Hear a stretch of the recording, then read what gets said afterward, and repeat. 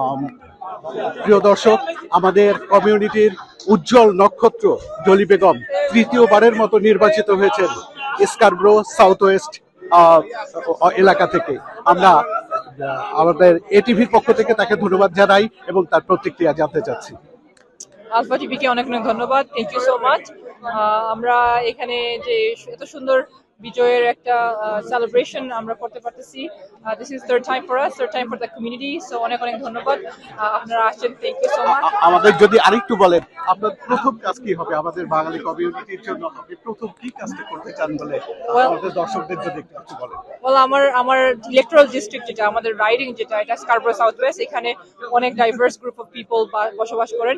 Obviously Bangladeshi ডায়াসপোরার বড় একটা number of people live here as well. So I hope to work for everyone, including my community of Bangladesh community as well as my Scarborough Southwest community.